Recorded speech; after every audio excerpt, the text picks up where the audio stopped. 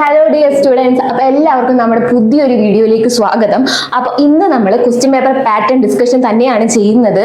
നമ്മൾ ഇന്ന് ഡിസ്കസ് ചെയ്യാൻ പോകുന്നത് വെച്ചാൽ സയൻസ് ആൻഡ് ടെക്നോളജിയുടെ 10th ക്വസ്റ്റ്യൻ പേപ്പർ ആണ്. അപ്പോൾ നമുക്ക് എങ്ങനെയാണ് മാർക്സ് ഡിസ്ട്രിബ്യൂഷൻ ചെയ്തിരിക്കുന്നത്, എങ്ങനെയാണ് ക്വസ്റ്റ്യൻസ് വരുന്നത്, ഏതൊക്കെ ടൈപ്പിലാണ് ക്വസ്റ്റ്യൻസ് വരുന്നത്, അതൊക്കെ നമുക്കിന്ന് ഇന്നത്തെ വീഡിയോയിൽ നമുക്ക് ക്ലിയർ ചെയ്ത് പോവാം. നിങ്ങളൊക്കെ റിവൈസ് ഒക്കെ ചെയ്തിരിക്കുമായിരിക്കും അല്ലേ? അപ്പോൾ ഇങ്ങനെയൊക്കെ ഡൗട്ട് ഉണ്ടാവും, എങ്ങനെയാണ് മാർക്ക്, എങ്ങനെയൊക്കെയാണ് ഏതൊക്കെ രീതിയിലാണ് മാർക്ക് ഡിസ്ട്രിബ്യൂട്ട് ചെയ്തിരിക്കുന്നത്, അതൊക്കെ നിങ്ങൾക്ക് ഒരു സംശയമായിരിക്കും അല്ലേ? അപ്പൊ ഇന്നത്തെ വീഡിയോയിൽ നമുക്ക് അതൊക്കെ ക്ലിയർ ചെയ്ത് പോവാം. അപ്പൊ നമുക്ക് എന്തായാലും ക്വസ്റ്റ്യൻ പേപ്പർ പാറ്റേൺ എങ്ങനെയാണെന്ന് നോക്കാം. അപ്പൊ സയൻസ് ആൻഡ് ടെക്നോളജിയുടെ കോഡ് എല്ലാവർക്കും അറിയാലോ അല്ലെ? 212 ആണ് നമ്മുടെ കോഡ്. അപ്പൊ ഇതിൽ ക്വസ്റ്റ്യൻസ് എത്ര എണ്ണം ഉണ്ട്, എങ്ങനെയൊക്കെയാണ്, അതൊക്കെ നമുക്ക് നോക്കാം. അപ്പൊ അറിയാലോ, സയൻസ് ആൻഡ് ടെക്നോളജിക്ക് 85 മാർക്കിനാണ് നമ്മൾ പരീക്ഷ എഴുതേണ്ടത്, 2.5 മണിക്കൂർ. അതുകൊണ്ടാണ് നമ്മൾ 85 മാർക്കിന് ഈ സമയത്തിനുള്ളിൽ നമ്മൾ പരീക്ഷ എഴുതി തീർക്കുക. ഈ ക്വസ്റ്റ്യൻ പേപ്പറിൽ 43 ചോദ്യങ്ങളാണ് നമുക്ക് എക്സ്പെക്ട് ചെയ്യാവുന്നത്. അതുപോലെ തന്നെ ഇതിനെന്താണ് സെക്ഷൻ എ ഉണ്ട്, സെക്ഷൻ ബി ഉണ്ട്. അതെന്താണ് ഒബ്ജക്റ്റീവ് ടൈപ്പ് ക്വസ്റ്റ്യൻസും ഉണ്ടാവും, സബ്ജക്റ്റീവ് ടൈപ്പ് ക്വസ്റ്റ്യൻസ് ഉണ്ടാവും. അപ്പോൾ ഒബ്ജക്റ്റീവ് ടൈപ്പ് ക്വസ്റ്റ്യൻസ് എന്ന് പറഞ്ഞാൽ അതിൽ മൾട്ടിപ്പിൾ ചോയ്സ് ക്വസ്റ്റ്യൻസ് വരാം, ഫിൽ ഇൻ ദ ബ്ലാങ്ക്സ് വരാം, മാച്ച് ദ ഫോളോയിങ് വരാം. അതുപോലുള്ള ചെറിയ ചെറിയ സിമ്പിൾ ആയിട്ടുള്ള ചോദ്യങ്ങളാണ് നമുക്ക് സെക്ഷൻ എയിൽ പ്രതീക്ഷിക്കാവുന്നത്. അതുപോലെ തന്നെ സെക്ഷൻ ബിയിലേക്ക് വരുമ്പോൾ ഷോർട്ട് ആൻസർ ആയിട്ടുള്ള ക്വസ്റ്റ്യൻസ്, അതായത് 2 മാർക്കിനും 3 മാർക്കിനും 5 മാർക്കിനൊക്കെയുള്ള ഷോർട്ട് ആൻസർ ക്വസ്റ്റ്യൻസ് ആണ് നമുക്ക് സെക്ഷൻ ബിയിൽ നമുക്ക് പ്രതീക്ഷിക്കാവുന്നത്. അപ്പൊ നമുക്ക് എന്താണ് ഈ ക്വസ്റ്റ്യൻ പേപ്പറിന്റെ പാറ്റേൺ എന്ന് നമുക്ക് നോക്കാം അല്ലെ? അപ്പൊ ഒന്നാമത്തെ ചോദ്യത്തിലേക്ക് തന്നെ നമുക്ക് പോവാം. സെക്ഷൻ എ ആണ്. 1 മുതൽ 17 വരെയുള്ള ചോദ്യങ്ങൾ എന്താണ്? മൾട്ടിപ്പിൾ ചോയ്സ് ക്വസ്റ്റ്യൻസ് ആണ്. അതിനെയാണ് നമ്മൾ MCQ എന്ന് പറയാറില്ലേ? അപ്പൊ അതിന് എത്ര മാർക്കാണ്? 1 മാർക്കാണ്. അപ്പൊ എന്താണ്, നമുക്ക് ചിലതിനൊക്കെ എന്താണ് ചോയ്സ് തന്നിട്ടുണ്ട്. അപ്പൊ നമുക്ക് ചോയ്സ് ഉണ്ടെങ്കിൽ നമുക്ക് ഏതെങ്കിലും ഒന്ന് അറ്റൻഡ് ചെയ്താൽ മതിയാവും. അപ്പൊ നോക്കാം, ഒന്നാമത്തെ ചോദ്യം നോക്കാം. In ancient times people use to make measurements by using their A ആണോ, ബി ആണോ, സി ആണോ, ഡി ആണോ? അപ്പൊ നിങ്ങൾക്ക് ഒരു സംശയം ഉണ്ടാവും അല്ലെ? 10th എക്സാം മലയാളത്തിൽ എഴുതാലോ, ഇതെന്ത് ഇംഗ്ലീഷ് ക്വസ്റ്റ്യൻ പേപ്പർ വന്നിരിക്കുന്നതെന്ന് അല്ലെ? ഇതുപോലെ തന്നെ സെയിം ആണ്. നിങ്ങൾ മലയാളത്തിലാണ് എഴുതുന്നതെങ്കിൽ അതിനും വരുന്നത് ചോദ്യങ്ങൾ same pattern, same question paper ആണ്. മലയാളം ട്രാൻസ്ലേറ്റ് ആണ് നിങ്ങൾക്ക് മലയാളത്തിൽ വരുന്നത്. അപ്പൊ ഞാനിപ്പോ ഇംഗ്ലീഷോട് യൂസ് ചെയ്തെന്നുള്ളൂ, സെയിം ആണ് നിങ്ങൾക്ക് മലയാളത്തിൽ എഴുതാവുന്നത്. അപ്പൊ നിങ്ങൾക്ക് ഇത് തന്നെ റെഫർ ചെയ്ത് പാറ്റേൺ ഇതുപോലെ ആയിരിക്കും. അപ്പോൾ നമുക്ക് ബാക്കി ക്വസ്റ്റ്യൻസിലേക്ക് പോവാം. കണ്ടോ, ഒന്നാമത്തെ ചോദ്യത്തിന് 4 ഓപ്ഷൻസ് കണ്ടോ? അപ്പൊ ഇതിൽ ഏതാണ് ഉത്തരം എന്ന് പറഞ്ഞാൽ നിങ്ങൾക്ക് മാർജിന്റെ പുറത്ത് ക്വസ്റ്റ്യൻ നമ്പർ ഇടാം. എന്നിട്ട് നമുക്ക് എ ആണോ ഓപ്ഷൻ എങ്കിൽ ഉത്തരം എ എന്ന് എഴുതിയാൽ മതിയാവും. അതിന്റെ കൂടെ ആൻസർ എഴുതേണ്ട ആവശ്യമില്ല. അത് നമുക്ക് ഇങ്ങനെ എഴുതാൻ നമുക്ക് മാർക്ക് അവിടെ വീണു. വേറെ നമ്മൾ കൂടുതൽ എഴുതി സമയം കളയേണ്ട ആവശ്യമില്ല. ഇനി രണ്ടാമത്തെ ചോദ്യം നോക്കൂ, അതും അതെ. Someone has written the mass of a body as given below in different ways. Which of these is written correctly as per rules? അപ്പൊ അതിൽ ഏതാണ് ആൻസർ എന്നുള്ളത് നിങ്ങൾക്ക് എഴുതാം അല്ലെ? ഇതൊക്കെ എന്താണ്, 1 മാർക്ക് ചോദ്യങ്ങളാണ്. ഇനി എന്താണ്, in respect of ionic compounds which one of the following properties is incorrect? അപ്പൊ ഇതിൽ ഏതോ ഒന്ന് ഇൻകറക്റ്റ് ആണ്. അപ്പൊ ഇതിൽ ഏതാണെന്ന് കണ്ടുപിടിക്കുക. അപ്പൊ അതുപോലെയായിട്ടുള്ള സിമ്പിൾ ചോദ്യങ്ങളാണ് നമുക്ക് 1 മാർക്കിന്റെ ഒബ്ജക്റ്റീവ് ടൈപ്പിൽ വരുന്നത്. അതിനെന്താണ്, ഈ മൂന്നാമത്തെ ചോദ്യം എത്തുമ്പോൾ അവിടെ എന്താണ്, ഒരു ചോയ്സ് ഉണ്ട്. ഒരു ഓർ കണ്ടില്ലേ, അതിനൊരു ചോയ്സ് ഉണ്ട്. അതായത് നിങ്ങൾക്ക് ഇതിൽ ഏതാണോ കംഫർട്ടബിൾ ആയിട്ടുള്ള ക്വസ്റ്റ്യൻ ആൻസർ അറിയാവുന്നത് നിങ്ങൾക്ക് അത് അറ്റൻഡ് ചെയ്യാം. ഒരെണ്ണം അറ്റൻഡ് ചെയ്താൽ അത് കംപ്ലീറ്റ് ആയിട്ട് അറ്റൻഡ് ചെയ്യാൻ നോക്കുക. അപ്പൊ എന്നാലേ നമുക്ക് മുഴുവൻ മാർക്ക് അതിനെ കിട്ടുള്ളൂ. അപ്പൊ എന്താണ്, ഇത് 1 മാർക്കിന്റെ ചോദ്യമാണ്. ഇനി നമുക്ക് 4ാമത്തെ ചോദ്യത്തിലേക്ക് പോവാം. അവിടെ എന്താണ്, 1 മാർക്കിന്റെ ചോദ്യമാണ്. അവിടെ എന്താണ്, ചോയ്സ് ഉണ്ട്. ഈ 4 ഓപ്ഷനിൽ നിന്ന് ഏതെങ്കിലും ഒരെണ്ണം സെലക്ട് ചെയ്യാം. അതുപോലെ തന്നെ ഈ രണ്ടാമത്തെ ചോദ്യത്തിൽ നിന്ന് നിങ്ങൾക്ക് 4 ഓപ്ഷനിൽ നിന്ന് ഏതാ ശരിയെന്ന് ചൂസ് ചെയ്യാം. അപ്പൊ ഇങ്ങനെ ചോയ്സ് വരുമ്പോൾ ഈ ഒരു ക്വസ്റ്റ്യൻ പേപ്പറിന് ഒരു പ്രത്യേകതയുണ്ട്. നിങ്ങളിപ്പോ മാർജിന് പുറത്ത് ഇത് 4ാമത്തെ ചോദ്യമാണ്. ഇപ്പൊ 1ാമത്തെ ചോദ്യമാണ് നിങ്ങൾ അറ്റൻഡ് ചെയ്യുന്നതെങ്കിൽ അതിൻ്റെ ഉള്ളിൽ 1 എന്ന് എഴുതുക. 1 എന്ന് എഴുതിയിട്ട് അതിന്റെ ഓപ്ഷൻ എ ആണെങ്കിൽ എ. അതല്ല, അപ്പൊ 1ന് പകരം 2 ആണ് എഴുതിയിരുന്നെങ്കിൽ ഇതിൻ്റെ ഉള്ളിൽ 2 എന്ന് എഴുതുക. എന്നിട്ട് അതിന്റെ ഓപ്ഷൻ ബി ആണ് ബി. ഇത്ര എഴുതിയാൽ നിങ്ങളുടെ ആൻസർ എന്താണ്, കംപ്ലീറ്റ് ആയി. മനസ്സിലായില്ലേ? ഇനി നമുക്ക് 5ാമത്തെ ചോദ്യം നോക്കാം. 5ാമത്തെ ചോദ്യത്തിന് എത്തുമ്പോൾ അതിന് ഓർ ഓപ്ഷൻ ഇല്ല, അതിന് ചോയ്സ് ഇല്ല. അത് നമ്മൾ എന്തായാലും 5ാമത്തെ ചോദ്യം നമ്മൾ എന്തായാലും എന്താണ് അറ്റൻഡ് ചെയ്യേണ്ടതാണ്. ഇനി 6th നോക്കൂ. അതെന്താ, ഒരു ഫിഗർ ഒക്കെ തന്നിട്ടാണ് അല്ലെ? അപ്പൊ ഫിഗർ ഒക്കെ തന്നിട്ട് ഇതിന് ആപ്റ്റ് ആയത് എന്താണെന്ന് നമ്മൾ അതിൽ നിന്ന് ചൂസ് ചെയ്യുക. ഏതെങ്കിലും ഒന്നേ ആൻസർ ആയിട്ട് വരുള്ളൂ. അതിനെന്താണ്, 1 മാർക്കാണ്. നമ്മൾ 7ാമത്തെ ചോദ്യം നോക്കൂ. SI യൂണിറ്റ് ഓഫ് G ആണ് നമ്മൾ അതിൽ നിന്ന് എഴുതേണ്ടത്. ഇതിൽ ഏതാണ് ജിയുടെ SI യൂണിറ്റ് എന്ന് ഇതിൽ നിന്ന് കണ്ടുപിടിച്ച് എഴുതാം. അതുപോലെ തന്നെ എന്താണ് 8ാമത്തെ ചോദ്യം വരുമ്പോൾ എന്താണ്, നോട്ട് കറക്റ്റ്. അപ്പൊ എന്താണ്, ഇതിൽ ഏതോ ഒരെണ്ണം കറക്റ്റ് ആയിട്ടല്ല, നോട്ട് കറക്റ്റ് ആണ്. അപ്പൊ ഇതിൽ ഏതാണെന്നാണ് നമ്മൾ കണ്ടുപിടിക്കേണ്ടത്. അതിന് എത്ര മാർക്കാണ്? 1 മാർക്കാണ്. അതുപോലെ തന്നെ 9ാമത്തെ ചോദ്യം നോക്കൂ. 9ാമത്തെ ചോദ്യം ഫിൽ ഇൻ ദ ബ്ലാങ്ക്സ് ആണ്. കാരണം വിട്ടുപോയ ഭാഗം പൂരിപ്പിക്കാൻ. Rate of doing work is called dash. അപ്പൊ അവിടെ എന്താണ് ഒരു ഡെഫിനിഷൻ വരുന്നത്? ഒരു എന്തിന്റെയോ ഡെഫിനിഷൻ ആണല്ലേ ഈ തന്നിരിക്കുന്ന 4 അപ്പൊ അതിൽ ഏതാണ് നിങ്ങൾക്ക് അറിയാവുന്നത് വെച്ചാൽ നിങ്ങൾക്ക് അവിടെ അത് എഴുതാവുന്നതാണ്. അതിനൊന്നും എന്താണ് ചോയ്സ് ഇല്ല. അപ്പൊ എന്തായാലും മസ്റ്റ് ആയിട്ട് അതൊക്കെ അറ്റൻഡ് ചെയ്യാം. 10ാമത്തെ ക്വസ്റ്റ്യൻ, 11 ഇതെല്ലാം ഇതുപോലെ. പക്ഷെ 11 എത്തുമ്പോൾ അവിടെ എന്താ? അവിടെ നമുക്ക് ചോയ്സ് ഉണ്ട്. ഇതിൽ ഏതാണ് നിങ്ങൾക്ക് അറിയാവുന്നത് അത് നിങ്ങൾക്ക് എഴുതാവുന്നതാണ്. ഇതൊക്കെ 1 മാർക്കിന്റെ ക്വസ്റ്റ്യൻസ് ആണ്. 12ാമത്തെ ചോദ്യം എത്തുമ്പോൾ അവിടെ എന്താണ്? ചോയ്സ് ഉണ്ട്. 13 എത്തുമ്പോൾ അവിടെ ചോയ്സ് ഇല്ല. 14 അവിടെ 14 ചോയ്സ് ഉണ്ട്, 13 ചോയ്സ് ഇല്ല. ഇവിടെ എന്താണ്? 2 കോളം തന്നിട്ടുണ്ട് അല്ലേ? അപ്പൊ കോളം എന്താണ്?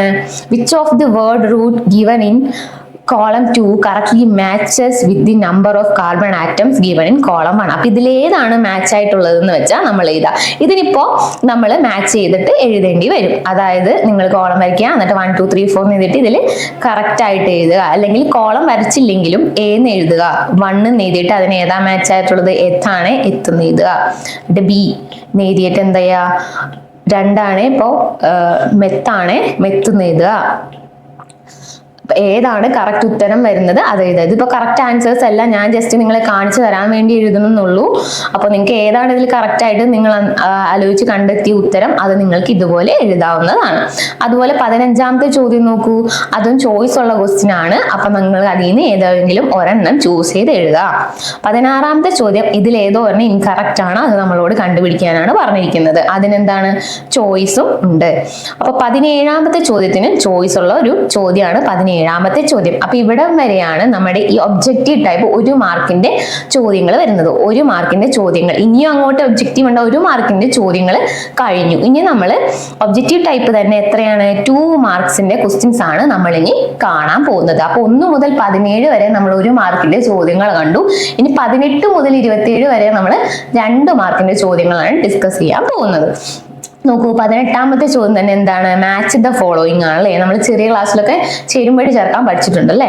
അപ്പൊ മാച്ച് ദ ഫോളോയിങ് ആണ്. അപ്പൊ എന്താണ്? കോളം 1 നേരെ എന്താണ് അതിന് മാച്ച് ആയിട്ടുള്ളത്? കോളം 2 നമുക്ക് സെലക്ട് ചെയ്ത് എഴുതാൻ സാധിക്കും. അപ്പൊ നിങ്ങൾക്ക് വേറെ ഒന്നും എഴുതേണ്ട ആവശ്യമില്ല. കോളം ഒന്നും വരക്കണ്ട, 1 എഴുതാ. അതിന് നേരെ അതിന്റെ കറക്റ്റ് ഉത്തരം ഏതാണോ? ഇപ്പൊ പി ആണ്, പി. 2 എഴുതാ. അതിന്റെ കറക്റ്റ് നേരെ ക്യൂ ആണെങ്കിൽ ക്യൂ. അങ്ങനെ എഴുതിയാൽ നമ്മുടെ മാച്ച് ദ ഫോളോയിങ് കഴിഞ്ഞു. അല്ലാതെ നിങ്ങൾ ആൻസർ ഷീറ്റിൽ ഇങ്ങനെ ക്രോസ് ഒക്കെ ഇട്ട് ഫുള്ള് അങ്ങനെ വരച്ച് ഇതാക്കേണ്ട ആവശ്യമൊന്നുമില്ല. നിങ്ങൾക്ക് ഇങ്ങനെ എഴുതിയാൽ നിങ്ങളുടെ മാർക്ക് വീണ് കഴിഞ്ഞു. ഇത് രണ്ടും ശരിയായ 2 മാർക്ക്, 1 1 മാർക്ക്. അതുപോലെ തന്നെ 19ാമത്തെ ചോദ്യം നോക്കുക. അതൊക്കെ എന്താണ്? വിട്ടുപോയ ഭാഗം പൂരിപ്പിക്കാനാണ്. Filling the blanks. അവിടെ എന്താണ് കറക്റ്റ് ആയിട്ട് വരുന്നത്? അതെന്താണ്? അവർ ഓപ്ഷൻസും തന്നിട്ടുണ്ട്. ആ ഓപ്ഷൻസിൽ നിങ്ങൾക്ക് ഇവിടെ ആപ്റ്റ് ആയിട്ട് തോന്നുന്നത് ഏതാണോ അത് എഴുതിയാൽ മതി. 4 എണ്ണം ഉണ്ട്. അതിൽ നമുക്ക് ഏതാണ്? ഏതെങ്കിലും 2 പാർട്ട് എഴുതിയാൽ മതി. ഏതെങ്കിലും 2 ചോദ്യത്തിന് ഇതിൽ നമുക്ക് ഉത്തരം ഇതിൽ നിന്ന് കണ്ടുപിടിച്ച് എഴുതിയാൽ നമുക്ക് അവിടെ എന്തായി? 2 മാർക്കായി. നമ്മൾ ഇനി 20ാമത്തെ ചോദ്യത്തിലേക്ക് വന്നാൽ എന്താണ്? ട്രൂ ഓർ ഫോൾസ് ക്വസ്റ്റ്യൻസ് ആണ് അല്ലെ? True or false question. അപ്പൊ എന്താണ്? കറക്റ്റ് ആയിട്ടുള്ളതിന് ട്രൂ എന്നും ഇൻകറക്റ്റ് ആയിട്ടുള്ളതിന് ഫോൾസ് എന്നും എഴുതുക. ഇതിനും നമുക്ക് എന്താണ്? അറ്റംപ്റ്റ് എനി ടു ഏതെങ്കിലും 2 ചോദ്യങ്ങൾക്ക് ഉത്തരം എഴുതിയാൽ മതിയാകും. ഇപ്പൊ ഫസ്റ്റ് സ്റ്റേറ്റ്മെന്റ് ട്രൂ ആണെന്നുണ്ടെങ്കിൽ ഫസ്റ്റ് എഴുതുക. 20ാമത്തെ ചോദ്യമല്ലേ? അപ്പൊ മാർച്ചിന്റെ പുറത്ത് 20 എഴുതിയിട്ട് അതിന് 1 അതെന്താണ്? ട്രൂ ആണ്, ട്രൂ. അതർവൈസ് അത് ഫോൾസ് ആയിരുന്നെങ്കിൽ നമുക്ക് എങ്ങനെ എഴുതാൻ പറ്റും? ഇപ്പോൾ 1 ഫോൾസ് ആയിരുന്നെങ്കിൽ അത് നമുക്ക് ഇങ്ങനെ ഫോൾസ് എന്നും എഴുതാൻ സാധിക്കും. അപ്പൊ ഇങ്ങനെയാണ് ആ ക്വസ്റ്റ്യൻ നമ്മൾ അറ്റൻഡ് ചെയ്യേണ്ടത്. അപ്പൊ നമ്മളിപ്പോ ഒബ്ജക്റ്റീവ് ടൈപ്പ് ക്വസ്റ്റ്യൻസ് പലതരത്തിൽ കണ്ടല്ലേ? മൾട്ടിപ്പിൾ ചോയ്സ് ഉള്ളത്, ഫിൽ ഇൻ ദ ബ്ലാങ്ക്സ് ഉള്ളത്, മാച്ച് ദ ഫോളോയിങ് ഉള്ളത്, ട്രൂ ഓർ ഫോൾസ് ഉള്ളത്, അതുപോലെ തന്നെ ഇൻകറക്റ്റ് ആയിട്ടുള്ള സ്റ്റേറ്റ്മെന്റ്സ് കണ്ടുപിടിച്ച് എഴുതാൻ പറ്റിയ പല പല ടൈപ്പ് ക്വസ്റ്റ്യൻസ് നമ്മൾ കണ്ടു. ഇനി നമ്മൾ അടുത്ത ചോദ്യത്തിലേക്ക് പോവാം. 21ാമത്തെ ചോദ്യം. അത് 2 മാർക്കിന്റെ ചോദ്യമാണ്. 2 മാർക്കിന്റെ ചോദ്യത്തിൽ എന്താ വന്നിരിക്കുന്നത്? ഒരു ഡയഗ്രാം തന്നിട്ടുണ്ട് അല്ലേ? അപ്പൊ അത് റിലേറ്റ് ചെയ്ത് ക്വസ്റ്റ്യൻസ് ആണ് നമുക്ക് 21ാമത്തെ ചോദ്യം വരുന്നത്. അപ്പോൾ നമ്മുടെ ടെക്സ്റ്റ് ബുക്കിലെ ഡയഗ്രാംസ് ഒക്കെ ആരും വിട്ട് കളയാതെ പഠിക്കാൻ ശ്രദ്ധിക്കുക. ഡയഗ്രാംസും അത് പാർട്സ് ലേബൽ ചെയ്യാനും അടയാളപ്പെടുത്തി വരച്ച് തന്നെ പഠിക്കാൻ ശ്രദ്ധിക്കുക. നമുക്ക് എന്തായാലും ഡയഗ്രാംസ് ചോദിക്കും സയൻസിന്റെ ഭാഗത്ത്. നമുക്ക് എന്താണ് 22, അതെന്താണ് ഈ പാസേജ് റീഡ് ചെയ്തിട്ട് നമുക്ക് അതിൽ നിന്ന് ആൻസർ ചെയ്യാനാണ് നമ്മുടെ 22ാമത്തെ ചോദ്യം. ഇതിനും എന്താണ് 2 മാർക്കാണ്, ഓരോ മാർക്കായിട്ട് 2 ക്വസ്റ്റ്യൻ, അങ്ങനെ നമുക്ക് 2 മാർക്ക്.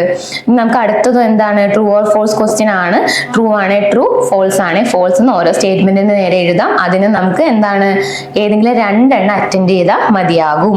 ഇനി നമുക്ക് 24ാമത്തെ ചോദ്യം എന്താണ് കോളം 1ന് മാച്ച് ആയിട്ടുള്ളത് കോളം 2ന് എഴുതാൻ. അഗൈൻ ഇവിടെ എന്താണ് മാച്ച് ദ ഫോളോയിങ് ആണ് അല്ലെ, മാച്ച് ദ ഫോളോയിങ്. അപ്പൊ ഞാൻ നേരത്തെ പറഞ്ഞു 1 എന്ന് എഴുതാം, അതിന്റെ നേരെ പി ആണ്, പിന്ന് എഴുതിയാൽ മതിയാകും.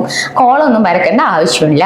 നമുക്ക് ഇങ്ങനെ എഴുതാം. നമുക്ക് അവിടെ മാർക്ക് വീണു ഏതെങ്കിലും രണ്ട്, ഇതിന് ഓപ്ഷൻ ഇല്ല, ഇതിലാകെ 2 ഉള്ളൂ. അപ്പൊ ഈ 2 എണ്ണം മസ്റ്റ് ആയിട്ട് എഴുതുക. ഏതെങ്കിലും 2 എണ്ണം ചൂസ് ചെയ്യാനുണ്ടായിരുന്നത് 4 ഓപ്ഷൻ തന്നിട്ടായിരുന്നു, ഇവിടെ നമുക്ക് ആകെ 2 ഉള്ളൂ. അപ്പൊ ഈ 2 മസ്റ്റ് ആയിട്ട് നമ്മൾ എഴുതണം. ഇനി നമ്മൾ അഗെയിൻ 25ാമത്തെ ചോദ്യം എന്തിലേക്കാണ്, ഒരു ഫിൽ ഇൻ ദ ബ്ലാങ്ക്സിലേക്കാണ് പോകുന്നത്. അതും എന്താണ് അറ്റംപ്റ്റ് എനി 2 പാർട്സ്.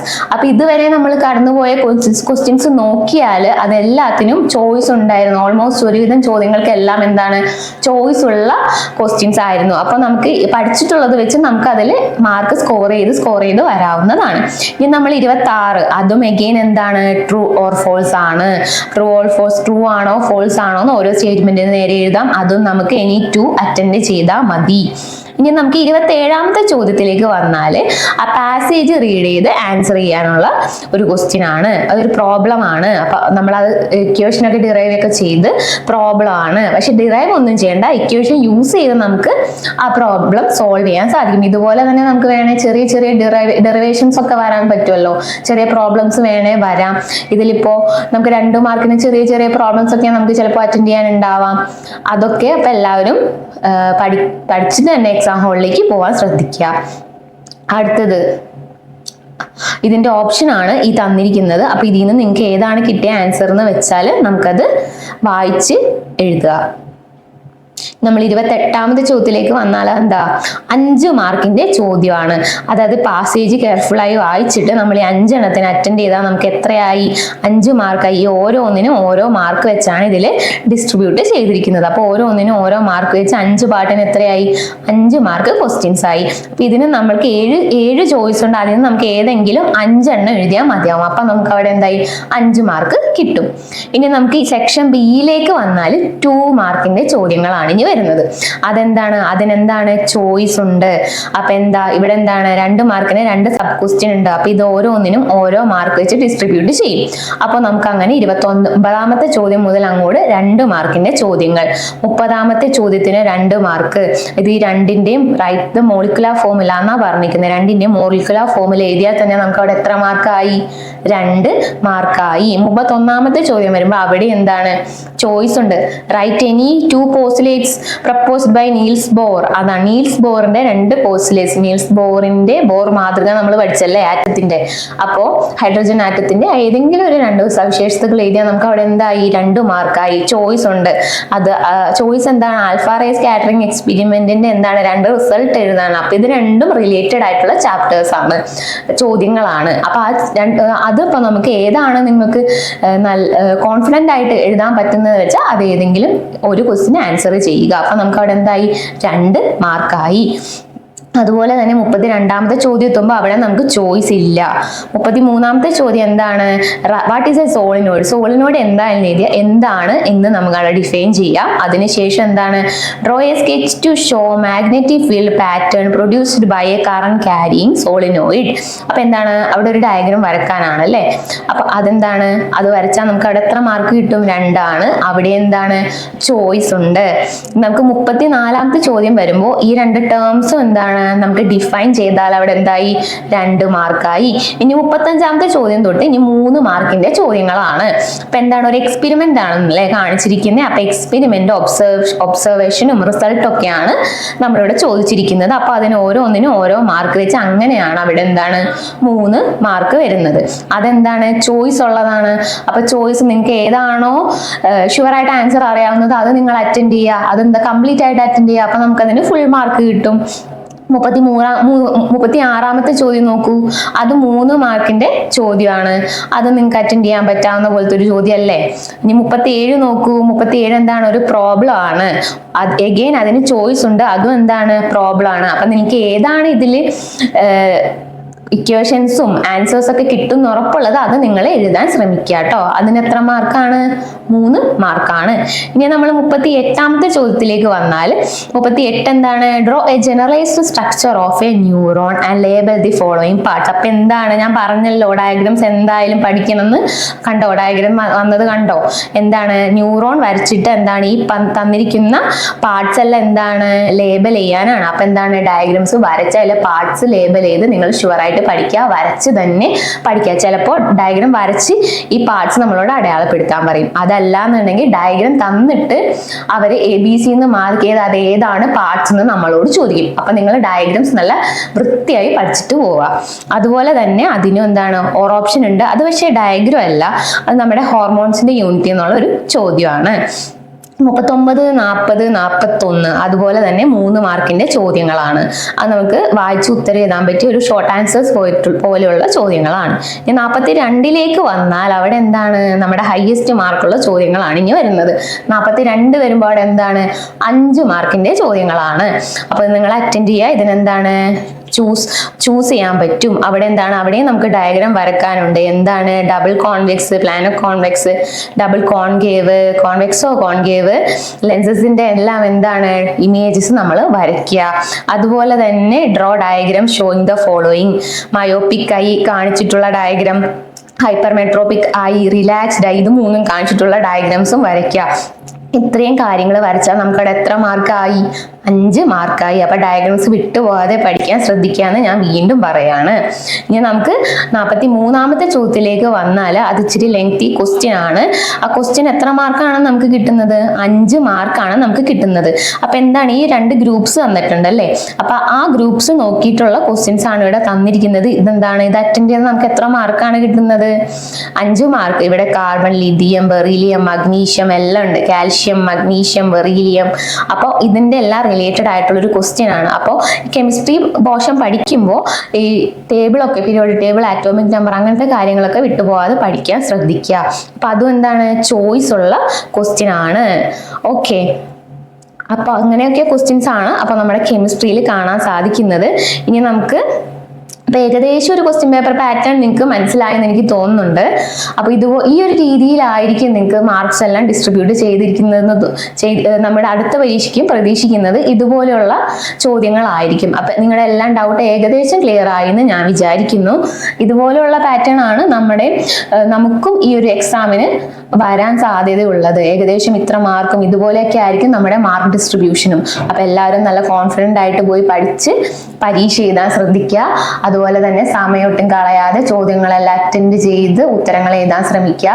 ഫസ്റ്റ് 1 മാർക്കിന്റെ ചോദ്യങ്ങൾക്ക് 2 മാർക്കിന്റെ ചോദ്യങ്ങൾക്കൊന്നും അധികം സമയം കളയാതെ നമുക്ക് പിന്നെ അങ്ങോട്ട് 6 മാർക്ക് 5 മാർക്കിന്റെ ഒക്കെ ചോദ്യങ്ങൾ ഉണ്ടല്ലോ, അതൊക്കെ നമുക്ക് അറ്റൻഡ് ചെയ്യാൻ കൂടുതൽ സമയം വേണമല്ലോ. അപ്പൊ നിങ്ങൾ സമയം അതനുസരിച്ച് മാനേജ് ചെയ്ത് ക്വസ്റ്റ്യൻസ് എല്ലാം അറ്റൻഡ് ചെയ്യാൻ ശ്രദ്ധിക്കുക. അപ്പോൾ ഇന്നത്തെ വീഡിയോ ഒരു യൂസ്ഫുൾ വീഡിയോ ആണെന്ന് ഞാൻ വിചാരിക്കുന്നു. നിങ്ങൾക്ക് ഏകദേശം ഒരു ക്വസ്റ്റ്യൻ പേപ്പർ പാറ്റേൺ മനസ്സിലായി എന്ന് ഞാൻ വിചാരിക്കുന്നു.